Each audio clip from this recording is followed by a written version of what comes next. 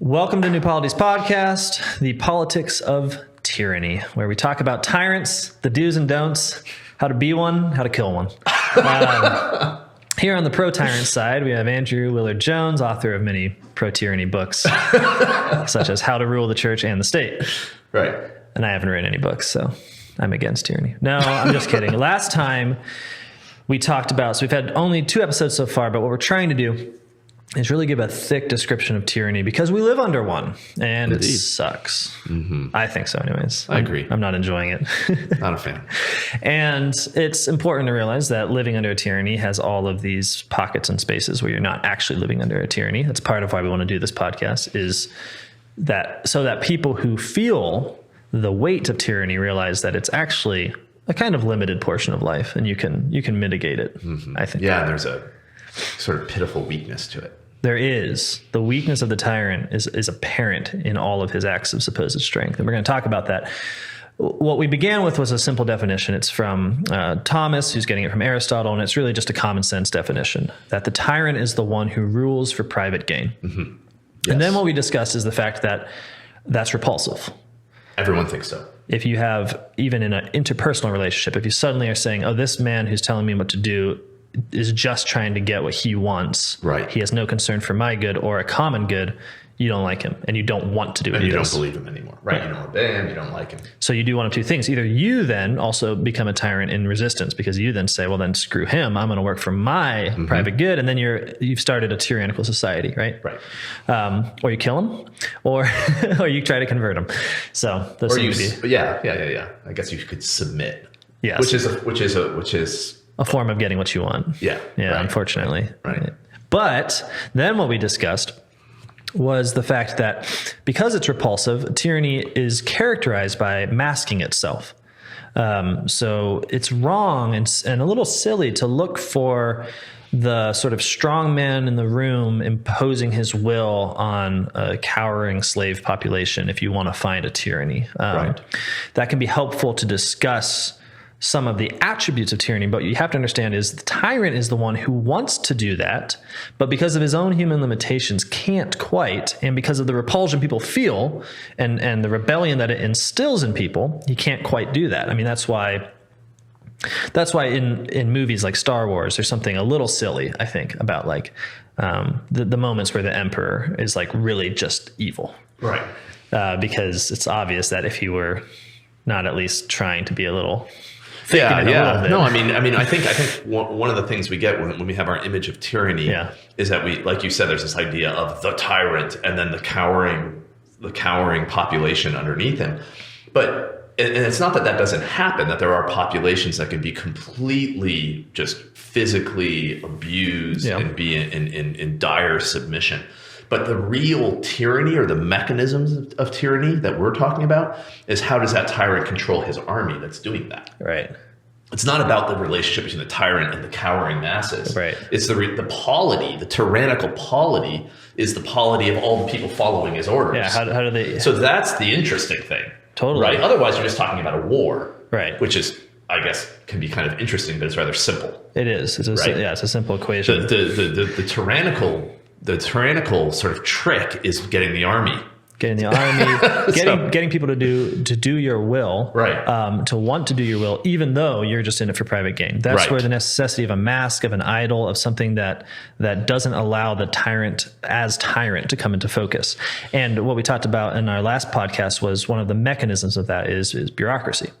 And in bureaucracy, you have people who are motivated to do the will of the tyrant, not as the will of the tyrant, but insofar as it's for their own private gain. Right. So this is the movement from vocation to jobs. This is the creation of people who are trying to identically repeat the law of the tyrant into the life of the community without any concern for difference or particularity of person. And the reason they're doing that is ultimately because they're scared to not get money. They desire money and they don't want to lose money. And this is a form of rule necessitated by the desire to rule for private gain. Like you have to create people that are not in it for anything but themselves, or else how are you going to get, like you said, an army? How are you going to enforce? Because usually what motivates? What motivates me is when someone shows me a good and says, now let's work together to get it. Right. That's hugely motivating. Like, we live in a city that has a lot of problems, and it doesn't occur to me to be particularly motivating if one of our politicians were to say, jump on board because I want to make some more money for myself. Right. That would be it doesn't really work. Somewhat typical of our town in some ways, but not what you want to hear. At very least, you want to hear someone say, hey, we're in this together. We all live in this town. We want good things. We want families to be happy. We want businesses to thrive. So I've got a plan here, and so I need your help. You're talking about some notion of the common good. Some notion of the common good. However weak, it's saying we're all a part of the same project. So so even if it's a fraudulent common good, it's an appeal to the idea of the common good. I think there's also the motivator, the sort of the flip side of that would be motivation through fear. Yeah, that's right. So which is really the flip side. So that would be the motivation through fear of losing a good, right? Gaining one. Totally. Right. So if you don't do what I say, I'm going to take your children away. Right. That would be scary. Scary.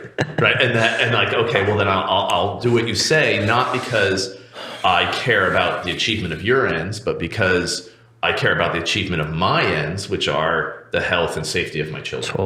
Totally. Right. And so I will obey you. So fear is another aspect of motivation, but it's a dangerous one, isn't it? Because there's a couple different things going on, I think, but one of the main things is that fear is directly parasitical on some prior love or some prior good. Right. So you obey out of fear because you have some commitment to something else that the person threatening you is not the source of. So this maybe reveals a sort of crack in the power of the tyrant when he has to rule through fear. And I think we should be clear here that fear is the mechanism of tyranny that we want to speak of. Yeah. Because so in Aquinas, he talks about the kind of typical vices of the tyrant, and one of the vices he mentions is cruelty, right? Which cruelty, I mean, it has a specific meaning in Aquinas in relation to punishment, but understood most broadly, it is the creation of fear, so the infliction of pain, and so as a result, the creation of a desire to avoid that pain, which is just that's what fear is, right? That's right. Because we always fear the loss of a good. So one of the things that's interesting here is that we're saying cruelty here then becomes a characteristic of tyranny in of itself, like the existence of cruelty is a part of the mechanism of his tyranny. Yeah. Because what he needs to do is find areas of value, areas of devotion, areas of love, areas of peace that exist, and then to subject them to pain, right? So to threaten them. To make them vulnerable, to make the people who are enjoying them suffer in their enjoyment of them. And again, let's be clear why. It's because then he can get them to do what he wants. Yeah. So the problem with having a good for a tyrant is that when someone has a good simply, then they enjoy it. And one of the characteristics of enjoyment is rest, that they can't really be motivated to do more. So, I mean, just think about it. If you are happy with what you have, then you're not going to work for more. That's right. If you're making enough, then you don't work for more. If you're full, then you don't strive after food. If you are happy with your family, then you don't sit at home and think, what am I going to do with my life? Because you have a life, Well, you might still do that for other reasons, but there's a great example of this I could give historically. I think it's very interesting. So there was in the I believe it was in the middle of the 18th century, or 17th century, I should say, I think 1600s in England, when they're starting to commercialize agriculture. Yeah. And they're starting to develop the economic theory to explain how this works and all this kind of stuff. And they're turning the peasants. They're starting to turn the peasants into laborers rather than sort of landed population, subsistent, right? And they want them to work more. They want them to farm faster. They want them to work more. And so there's an attempt where they say, well, let's pay them more for every bushel of grain, right? We'll pay them more. Yeah. And then they'll work more because they'll be worth more. They're motivated by the same things we are. Yeah, profit. So they'll want to work more. And so they raise how much they'll pay them per bushel of grain. And what ends up happening is they work less. And the reason why, of course, is because they could get the same level of subsistence for less work. Right. And what they weren't after some sort of climbing. They were after a stability of a way of life that they were enjoying, right? Like they didn't want it to change. Yeah, and so it's like, well, I could work less, thing I don't want to do, and enjoy the thing I'm enjoying more. So that's what I'll do. So the solution to that problem was to pay them less. Fear. So now they have scarcity. Yeah. Now they have to work more. Right. In order to support their families, basically. So this, right, and this is the birth of capitalism, right? Which is just part of our particular tyranny, I would say. Right. And when we have, and again, I don't mean to. In some ways, this sounds very simplistic, right? Like tyrants are mean people, they're cruel people, right? They hurt people. But it's important to realize that it's not because they're simply sadistic or something like that, but because hurting people effectively motivates action, or it can motivate action where there was no motivation before. Right. And if you are a tyrant, then you are ruling for private gain. Right. Mm-hmm. And if it is true that people don't want to obey people that are ruling for their private gain, then you have to give them a motivation where they wouldn't naturally have one. Mm-hmm. Right. And so again, like this can seem really obvious, but to threaten them in any moment where there's security, where there's peace, where there's rest, where there's the enjoyment of a good, to threaten that good is sufficient to create a population that is not motivatable, let's say, into a population that is at least potentially motivatable. Right. Right. So you've got, so I'm not just saying like maybe a tyrant will do this. I'm saying a tyrant has to do this. This has to use cruelty and fear. Imagine, if you will, I mean, we talked about last time that one of the things that characterized the rise of bureaucracy, which is a tyrannical form, was the need to destroy other locuses of power, right?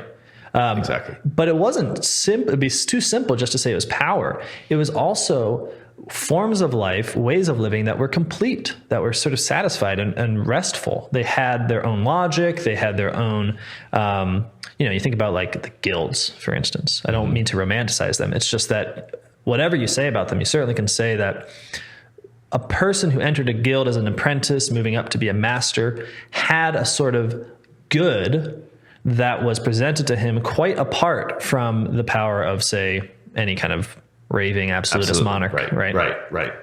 So they simply don't need the sovereign within that system any more than a man enjoying like a barbecue with his family needs sovereign That's right. power. Yeah. So it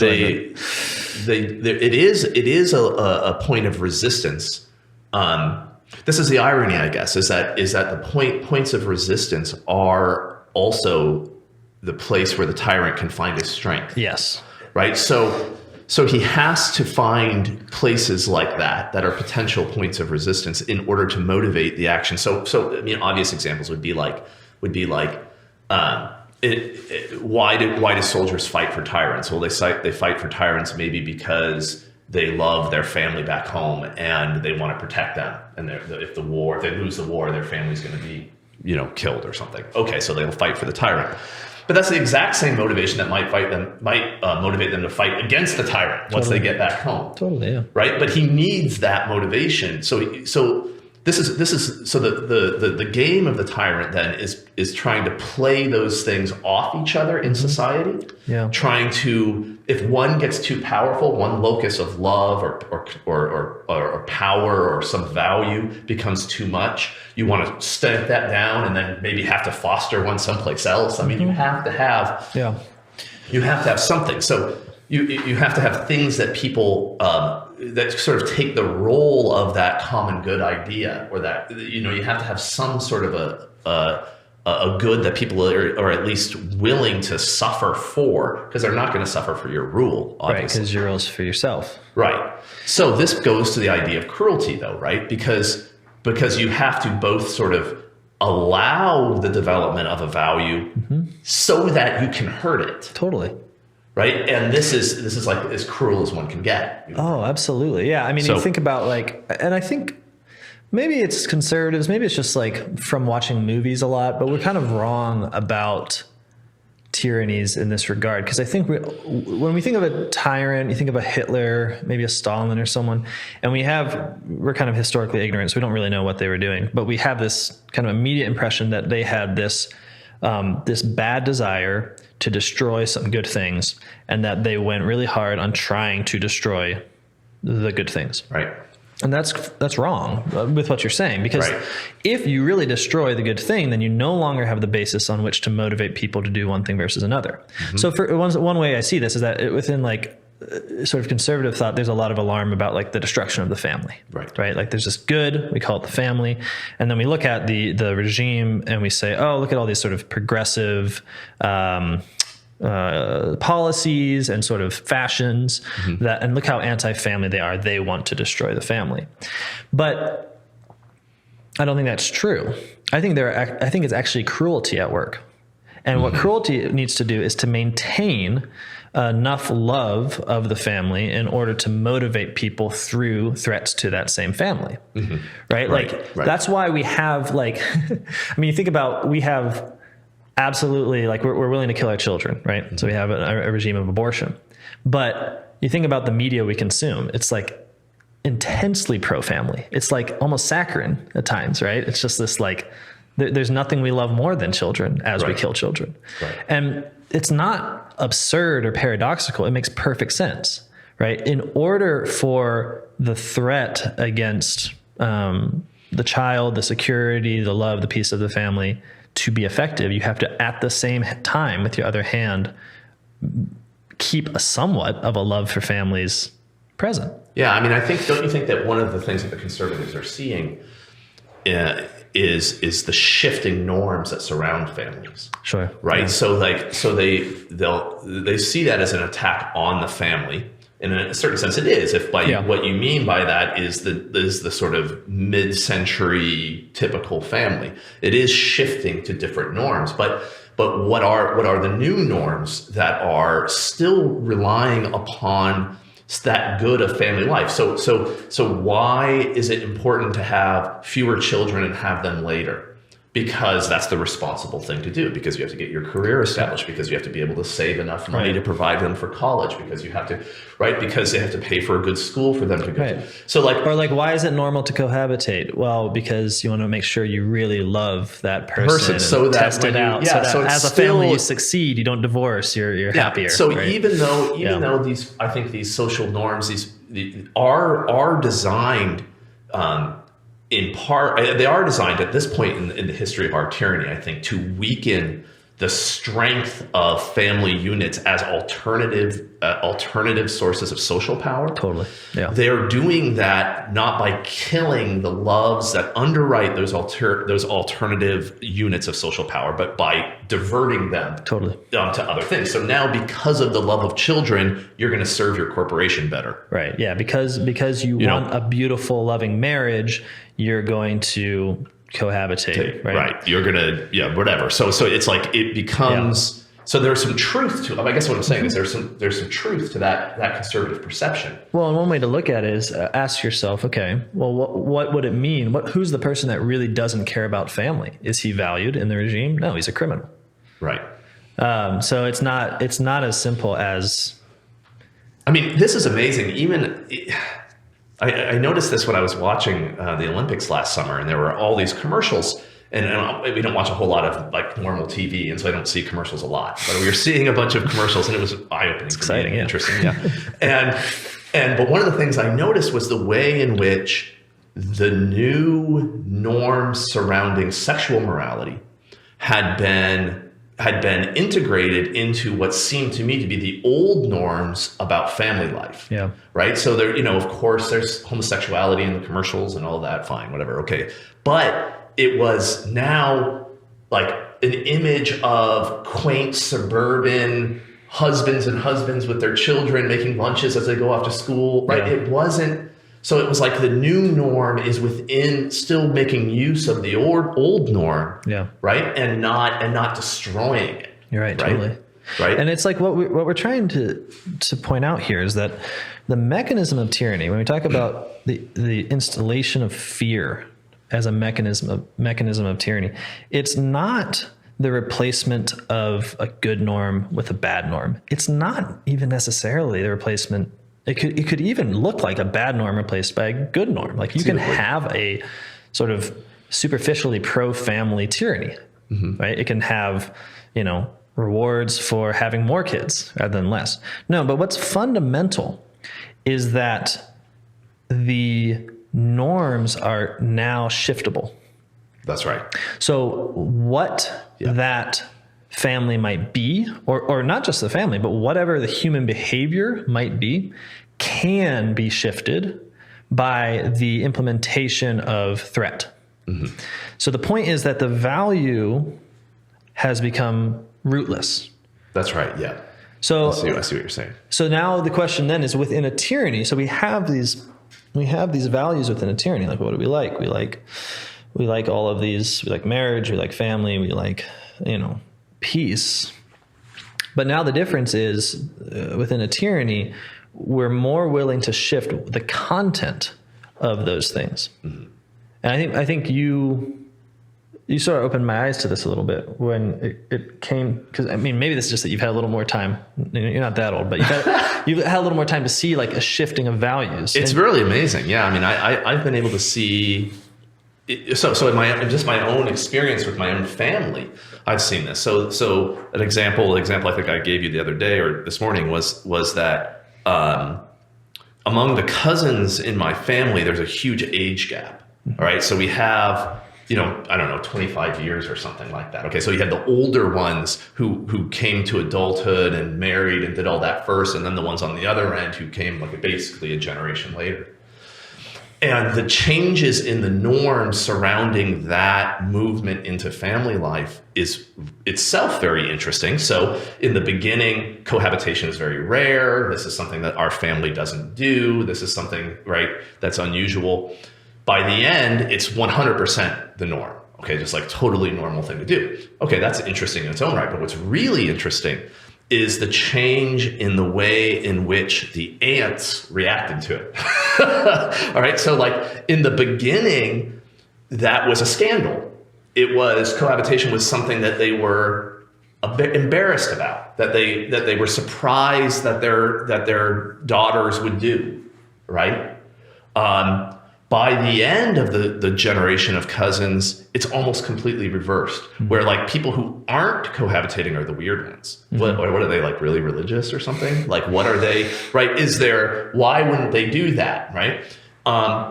Because the shifting in the norm becomes, or the norm itself becomes what's identified as, I guess we could say as what's moral, right? So what's normal becomes what's moral. And the reason why is because the system of rewards and punishments that go along with that norm, right? So what are those things? Well, if you behave in the normal way for your socioeconomic class, then you'll get the rewards of your socioeconomic class. If you behave in an abnormal way for your class, then you'll be treated by society as one of the lower classes.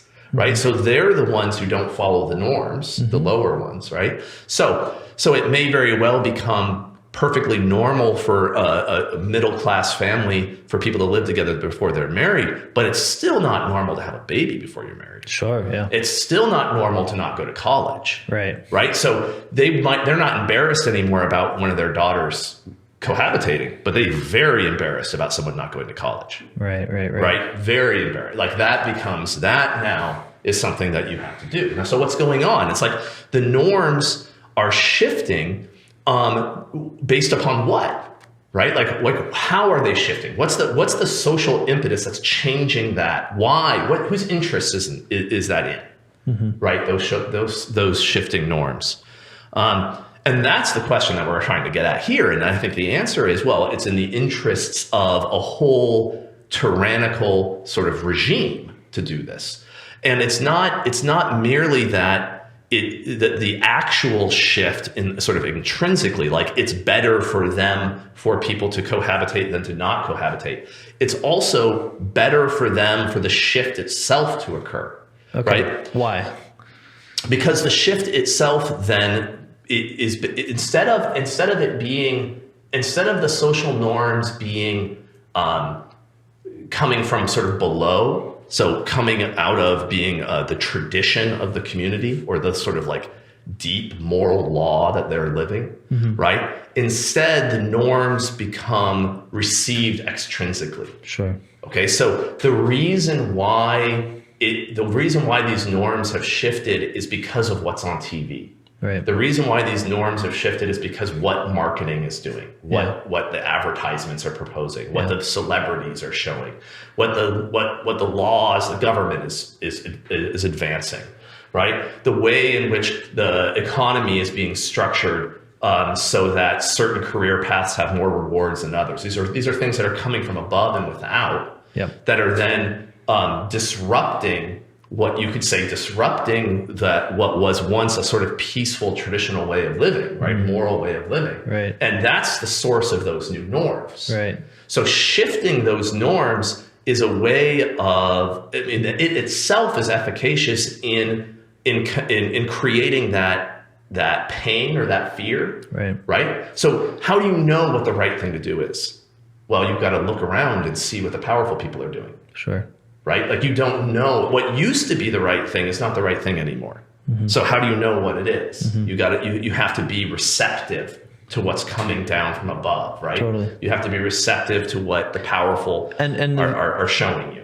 And the very act of shifting the norms, whatever direction it may be in, makes people afraid because it means that you now live in a society in which you might get it wrong. That's right. You might do the wrong thing, and then as a result of doing the wrong thing, you might be, in your mind, wrongly associated with an outcast or with someone who's sort of at the bottom. Well, one of the things that shifting norms does is create that deviant class. What do you mean? Because there are people who don't keep up. Oh, right. Yeah. There are people who don't change. There are people who, and so as you shift them, you maintain a sort of class of deviants or delinquents. Yeah. And one of the things that really motivates the non-delinquent class is that they don't want to become a delinquent. Right. Totally. Right. And so they're aware not only of what their peers are doing, they're aware of what the people who are below them are doing, what they look like, the way they behave, the way they act, and you don't want to do that. Right. Now you have to maintain that through shifting norms. I mean, maybe an analogy would be the way like fashion works in high school or something. And we all experience this when you're kids, that like the cool kids have what's cool clothing wise, and that's changing in like real time. Like that is changing fast. And one of the ways you identify the in-group and the out-group is, are they keeping up? Right? Like, do they recognize the subtleties of the fashion? Are they wearing their collar just the right way? Or are they doing it the way they did it last week? Or do you know what I mean? And the shifting of the norm itself is a part of the mechanism of maintaining the power of the cool kids. Right? And that's the way, I mean, that's partially the way norms work in tyrannies in general. So, I mean, it's fascinating what you're saying, because what you're arguing seems to be not what people normally think. So what I think usually is thought is that the tyrant is the one who has the bad norm, right? And he tries to enforce it, right? But what you're saying is that the shifting of the norms itself, so making things that were once normal abnormal, and making things that were once abnormal normal in a more rapid way than happens within peaceful peoples, who are not under tyrants, I guess.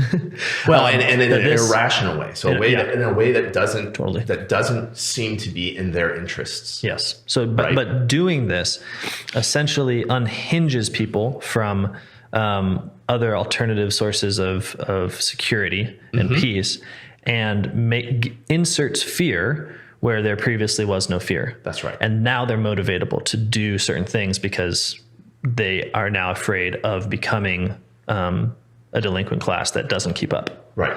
So this seems to be true in that, like, any innovation. So I see this in like on the side of capital and also on the side of like government. So I'll give two examples that I think maybe will ring true. On the side of innovation, right, there's like the constant mandate to consume always means that there's the production of the newest version of something, right? And that it's not simply that the person who doesn't have the newest version is like out of date in some kind of historical sense. It's also that there's a certain opprobrium. There's a certain like, and I've actually felt this, right? Because I have a dumb phone, which of course now that's becoming cool in some ways. So there's certain populations in which this doesn't work. But at first, when it was just a shift in technology from the dumb to the smart, it was just okay, you haven't gotten the new thing yet. But then once you resist, and it's a little more time's gone on, then it's something disdainful. Now you're poor. Poor people have this. I remember I went into a Verizon and someone asked me, are you a crack dealer? Because I asked for a dumb phone versus a smartphone. So it's what you're saying, I think, is very literal in the sense of it's not the case that we all just have this, we just happen to have technological progress that innovates every other week. And then if we don't keep up, it's like, we have different devices. No. It is certainly the creation of an increasingly criminalized class. That's Granted, right. The dumb phone, I don't feel that criminalized. I'm okay. I'll be fine. I remember I spent some years working in the tech industry in Washington State, and I mean, there were instances where I was in meetings talking with people, a couple of meetings with people from Apple and stuff like this, where the obsolescence of the machinery came up. Like we're designing stuff for this equipment and it's going to die in 3 years or something. And it was awesome because they're like, the people can't wait for that to die. Like they're excited when their phone doesn't work anymore because that means they get to buy a new one. Right? They don't want it to last for a long time. Right? Which is like if it lasted for a long time, they'd be stuck with it. Well, it might sound trivial, but that's such an interesting way of putting it, right? Because to be stuck with something, to be content with something, is precisely that moment when you're no longer a motivatable population. Right, yeah. Like if you are happy, then they can't sell you anything. And if you're happy, they can't make you afraid, right? If that happiness is secure. But right? the brilliance of this sort of engineered obsolescence thing, and which is what we're talking about, is that the motivation of the tyrant, so the motivation to sell you a new thing every couple of years, is perfectly congruent with your motivation to have the new thing every couple of years. Sure. Right? Like what's produced in the norm of having the new things, and that is a way in which status is achieved socially, is exactly the desire, the fondness for the what's making the software company or the tech company wealthy, right? So you become a valuable member of their regime, right? Essentially, right. And that's the way. And so when I say norms, this is what's interesting, because we're not talking when we talk about fear and we're talking about systems of rewards and punishments. We're not necessarily talking about being flogged or something. In fact, more often, in fact, almost always the case, what you're actually talking about are systems of norms that are established, right? That are the way in which you demonstrate your submission to the regime and the way in which they identify who needs to be rewarded. Gotcha. Right. So for example, I think that when and this isn't some sort of like crazy conspiracy, this is structural, right? Like the structure works this way. So, if you conform to the norms, say the middle class norm of going to college and getting a bachelor's degree. Okay, let's just assume for sake of argument that there's no actual value to a bachelor's degree. Like you don't actually learn anything, which is pretty close to probably true. Yeah. Pretty close to true. Okay, so it doesn't actually make you better at anything. Right. But if you conform to the norm, it does in fact change the way in which you can achieve middle class success. Right. You do in fact need to have that credential in order to get a job, a white collar job or something like that.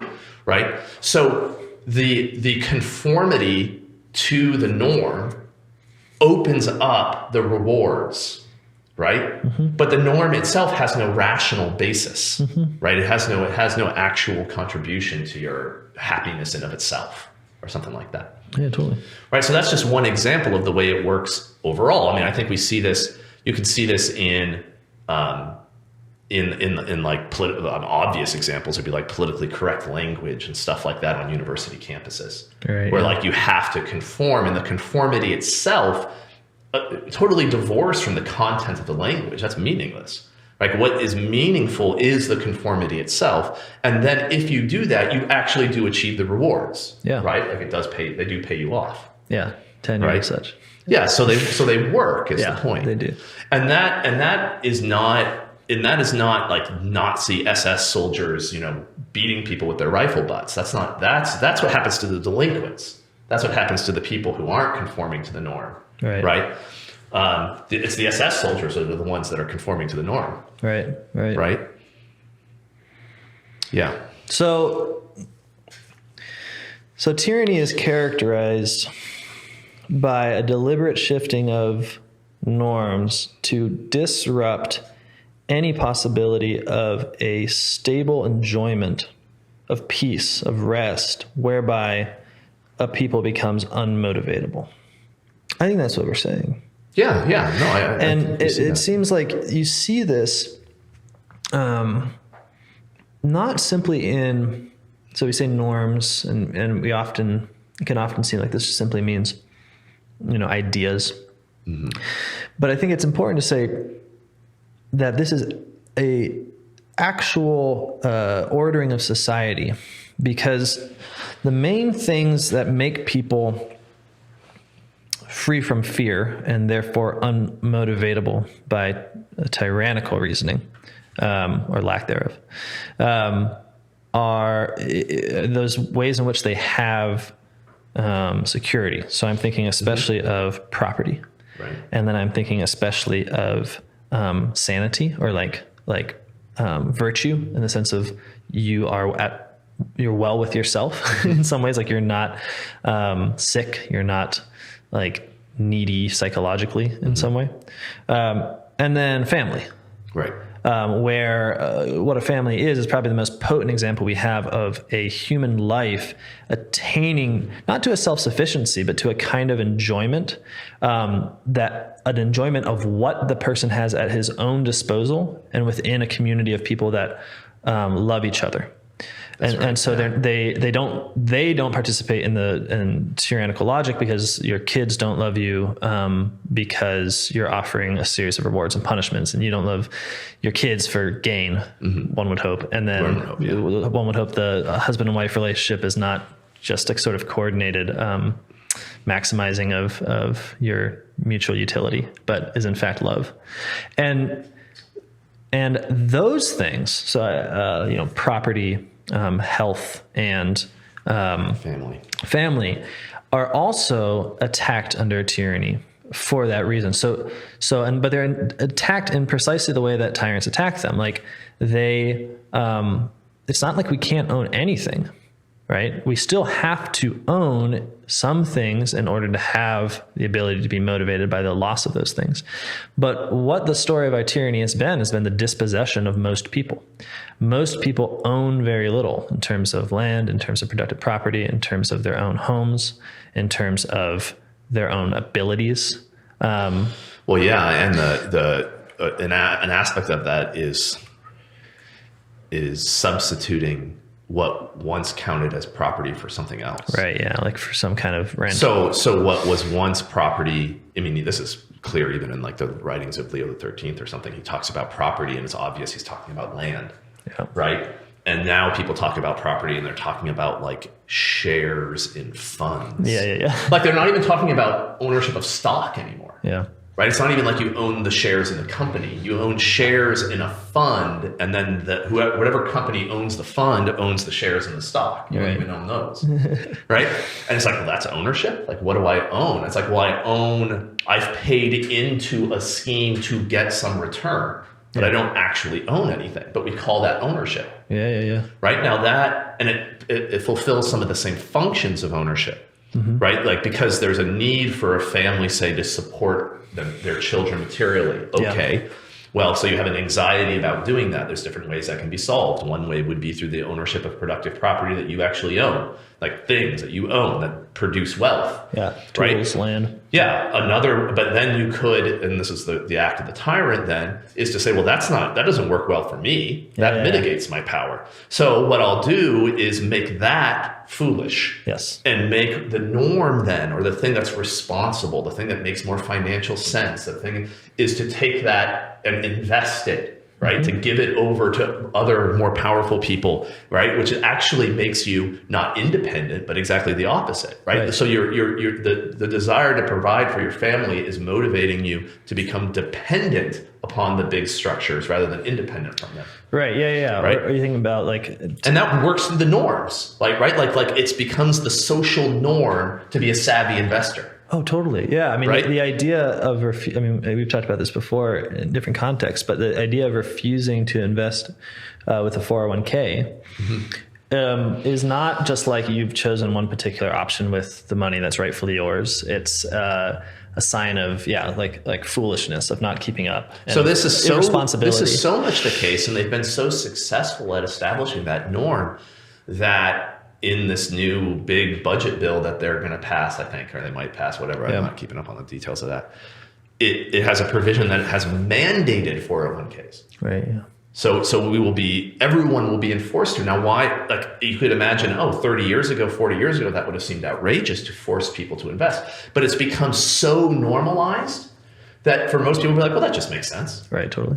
Why wouldn't you? Cool. Right. Like that's just the responsible thing to do. Right. Yeah, totally. Right. So it's like the norms operate in, it doesn't have to be a sort of groveling fear is the point, but it always is ultimately fear because it's rooted in anxiety, right? It's rooted in desire. Like you were saying, the desire to substitute one state of affairs for another. Yeah. And this is how tyranny works. When you look at the scriptures, again, it's the production of a people who are scared.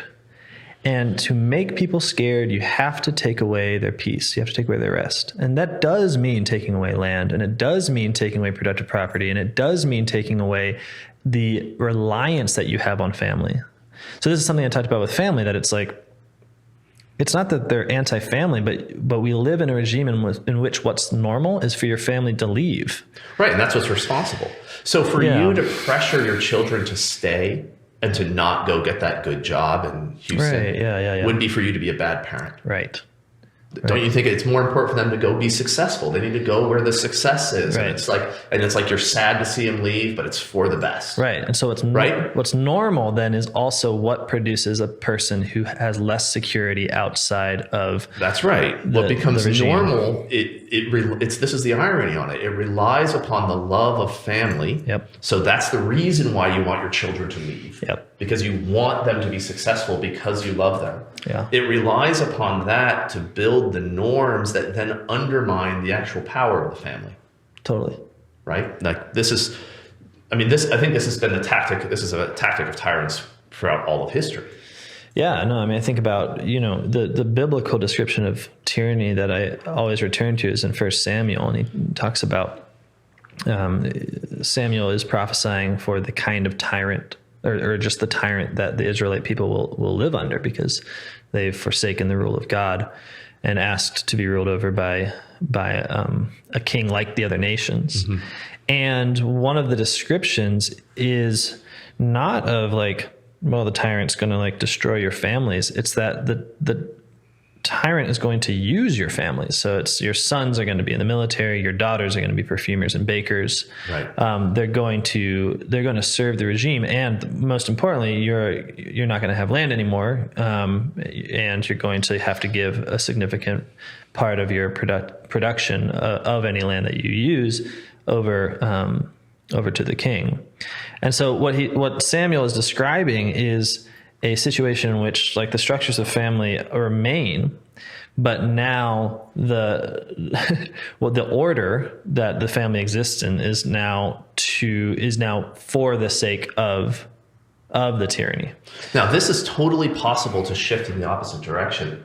So this is what to go back to what you were talking about in a while ago about how the fluidity of these norms, right? So you've mentioned the way they operated in the biblical context. I was just talking about the way they seem to be operating now.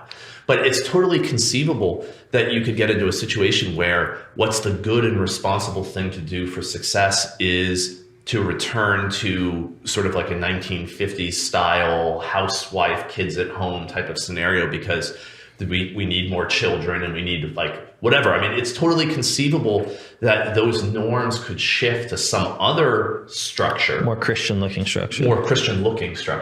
And that would work in the same way to build power again for the tyrants. I mean, that is a totally conceivable thing. In fact, we see it happening historically, right? I mean, the example of like the Bolsheviks. Yeah, so they began with really interesting notions of how we were going to be liberated from family, how it was this old passé structure that when, the communist man finally arose, there would be the production of people outside of traditional marriage, and it would be, so it was easy divorce, it was easy abortion, it was all of these policies that the Bolsheviks sought in order to have the new man. And then it was like 15 years or so later, they're doing the complete opposite. It's like abortion's gone, homosexuality is criminalized, and the ideology is the housewife who's strong, who raises a bunch of kids for the husband, and the husband goes and works.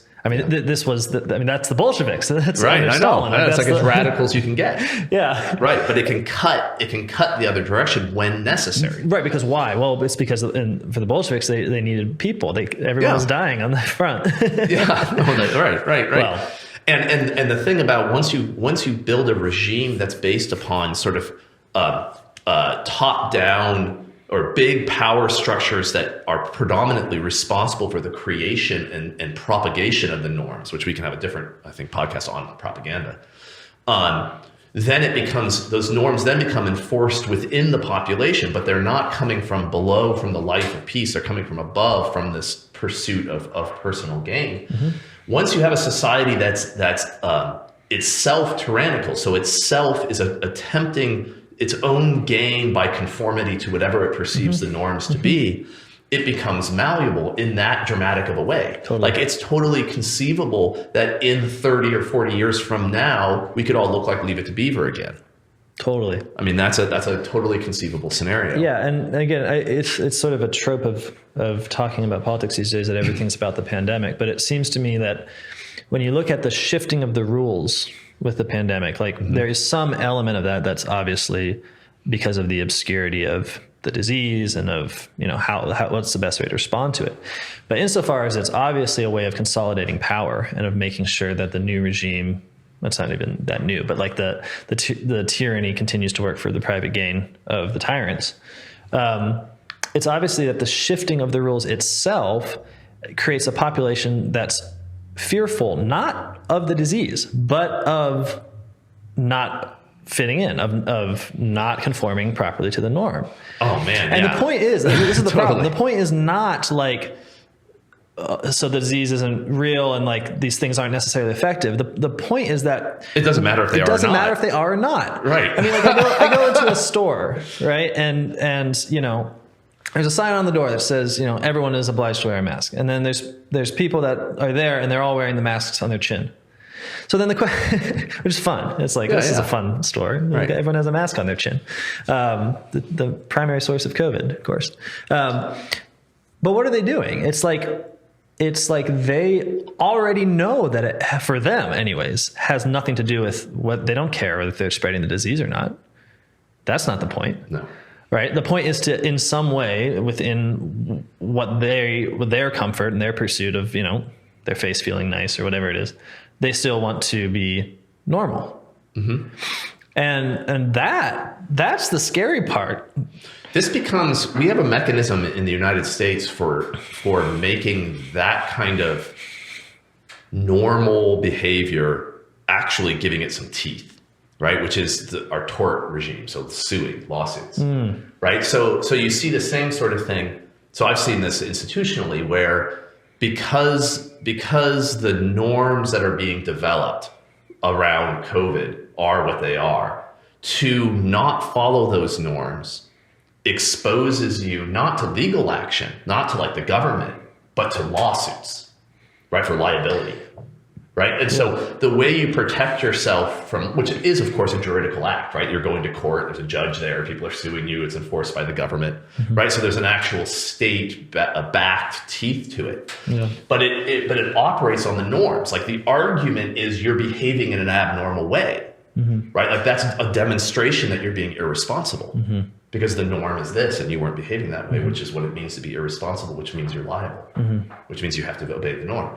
So even if you're not afraid of people liking you, even if you're not afraid of fitting in, even if you don't have that the truth of that normalcy based form of enforcement has an alternative sort of extortion-based mode of enforcement as well. Yeah, totally.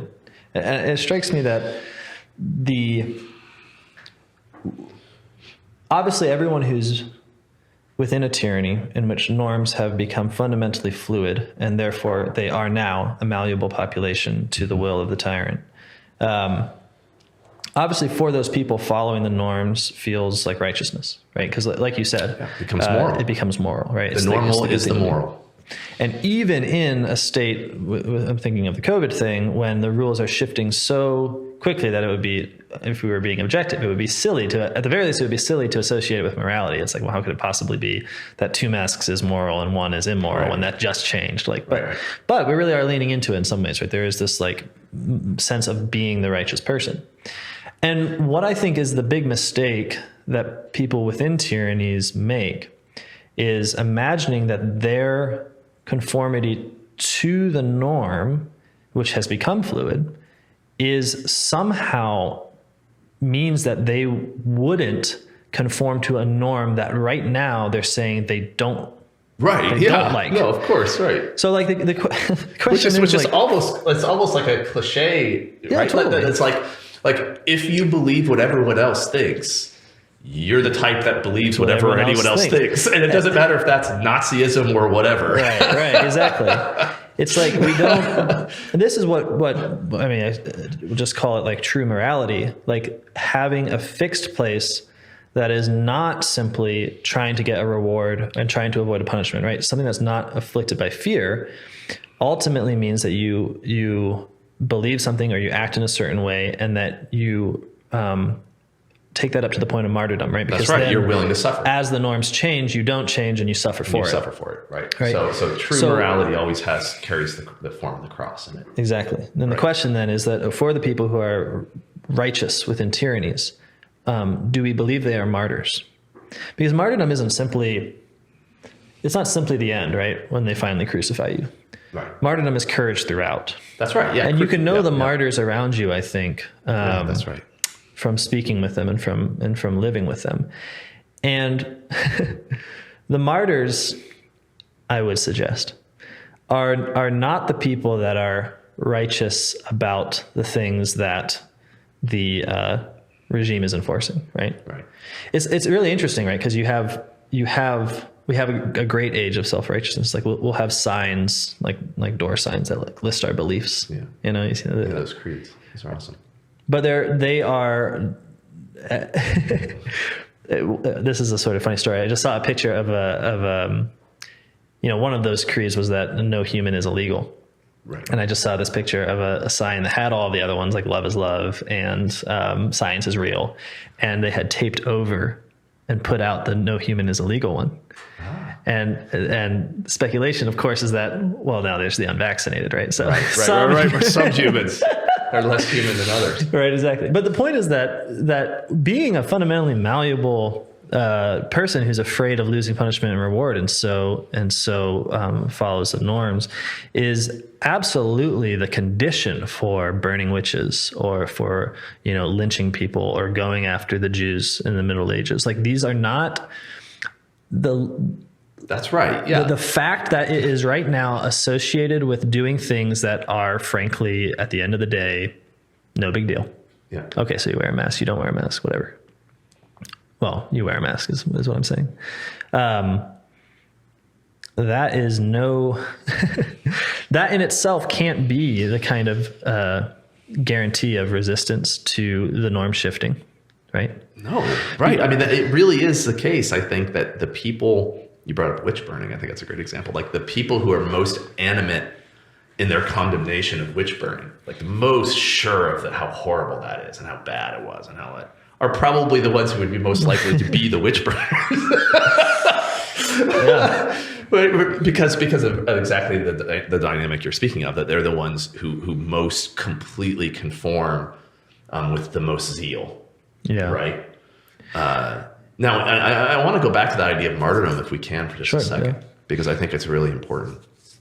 Because these systems of order, of peace, of contentment that we were talking about, these alternative nodes that are the thing that the tyrant wants to hurt and monopolize if he can. Yeah. These are always based upon love. I mean, that's like the fundamental principle that makes them work. But love, I think, carries within it an openness to martyrdom in its very exercise. Like to love is to make yourself vulnerable, right? Like, because if you actually love someone, right, you're exposing yourself to the possibility. First of all, they may not love you back, which hurts really bad. Yeah.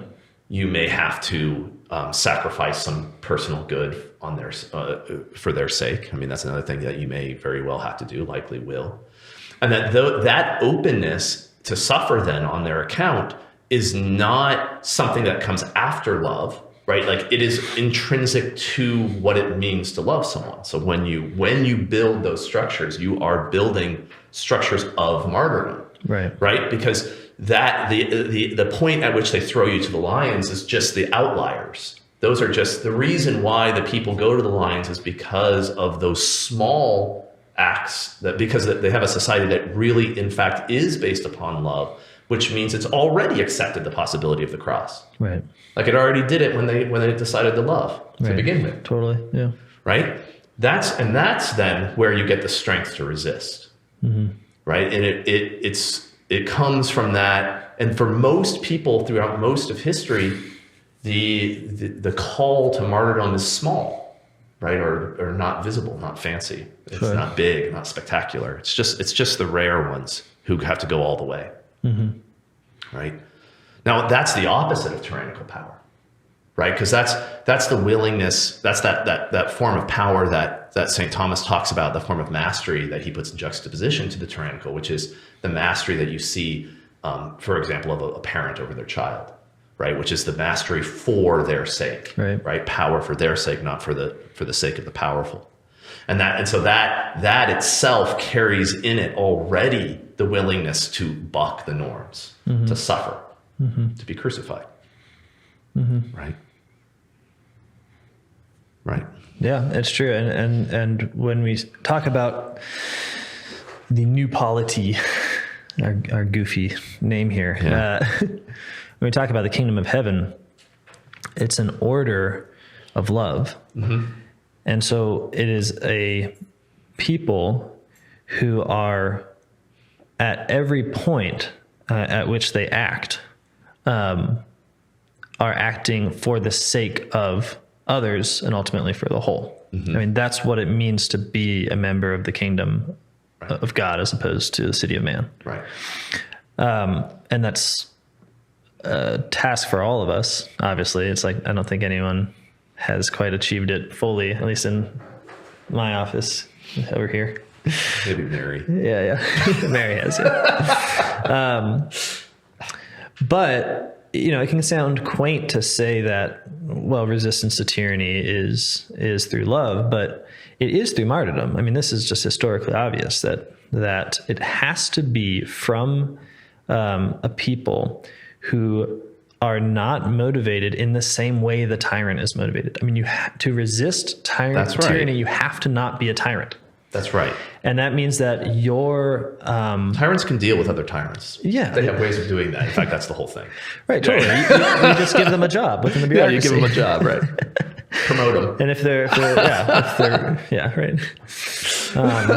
Until you get that one promotion where they shoot you. Like they welcome you into the room. Yeah. No, that's right. That's right. the form of martyrdom is the form that undoes the tyrant. And that's a form it's a civic form. It's a city, because it is, because it's a people that love each other and so are constantly expressing the willingness to suffer for the sake of the other. Right.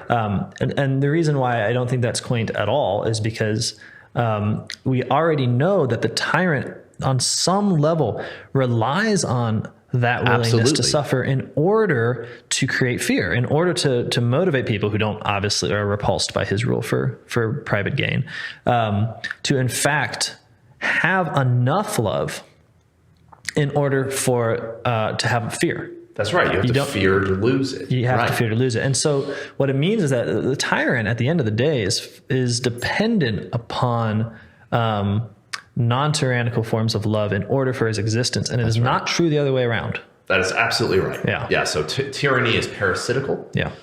It's like evil. It's like evil as a social form, right? Evil is parasitical on the good, and tyranny is parasitic upon a civilization of love. That's right. Yep. And peace is prior to war. Yep. Right? This is what Augustine says, and he's right. All wars are fought for peace, not the other way around. Yeah. Peace is not a tactic of war. Don't you think this must be what Jesus meant when he said that the kingdom of heaven is already among you? Like, because he's there to say, I want to build this kingdom, right? I want people to. But don't you understand it's already who But you it's are? already there, right? And the reason that you can even conceive of building it is because it's already among you. Right. And so I think I think that those kinds of reminders to a Christian people who need to now in this day learn more than ever to resist tyranny and to see their faith as expressly, in some sense, expressly for the sake of resisting tyranny. I mean, Jesus didn't come down in the way he came down because everything was great. The revelation of Jesus Christ does save, and it's not saving us just from sort of vague, a sort of vague problem. It's saving us from the very specific problem of structures of sin and slavery. Saves us from slavery. Yeah. Brings us freedom. That's correct. So off we go. Yep. Pursuing a civilization of love. And again, we're here to discuss the mechanisms by which tyranny hides itself, right? Which are manifold. And that don't always happen in one way. So it's not just a simple, list of attributes for a tyrannical regime. But we've got bureaucracy down, and now we've got fear and cruelty. Social norms. Yeah. Social norms. So we'll see what's next. All right. Have a good one. Thank you. Bye.